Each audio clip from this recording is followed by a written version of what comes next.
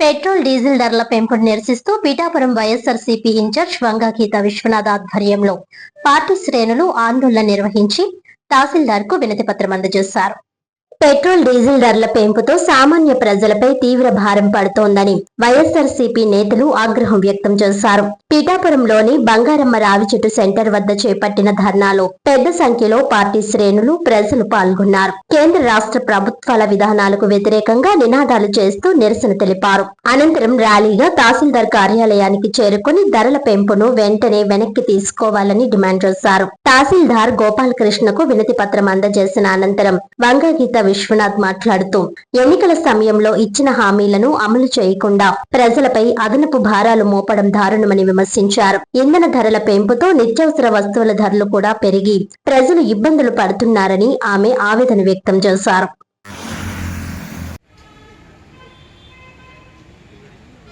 నియోజకవర్గ కుటుంబ సభ్యులందరూ కూడా ఈ రోజు ప్రజల తరపున నిలబడి పెట్రోల్ ధరలను వెంటనే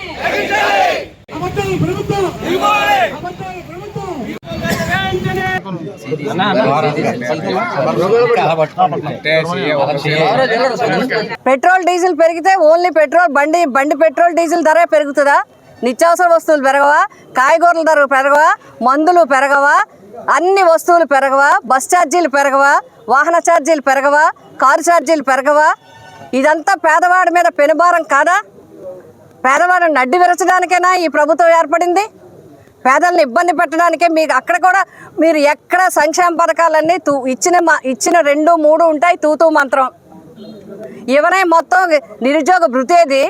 నీకు 15 ఏది? ఎక్కడున్నాయి? మహిళలకు ఇచ్చిన మాట ఏది? నిరుద్యోగులకు ఇచ్చిన మాట ఏది? యువకులకు ఇచ్చిన మాట ఏది? ఇప్పటికీ 2 సంవత్సరాలు అవుతుంది. ఒక్క పెన్షన్, కొత్త పెన్షన్ కూడా మీరు ఇవ్వలేదు. చనిపోతే తప్ప, చనిపోయిన భార్యకో భర్తకో తప్ప మిగిలిన ఎవరికి కూడా పెన్షన్ ఇవ్వలేదు. రెండో వ్యక్తికి పెన్షన్ కావాలంటే మొదటి వ్యక్తి చనిపోవాల్సిన పరిస్థితి ఈ ప్రభుత్వంలో ఏర్పడుతుంది. దాని బాగా ఇప్పుడు చూసుకున్నట్లయితే మొత్తం అంతా కూడా ఎన్ని వేల కోట్ల రూపాయల భారాన్ని ఈరోజు ఈ ప్రభుత్వము, కూటమి ప్రభుత్వము, ముఖ్యంగా మరి గౌరవ ముఖ్యమంత్రి గారు కూడా ప్రత్యేకంగా హామీలు ఇవ్వటం జరిగింది.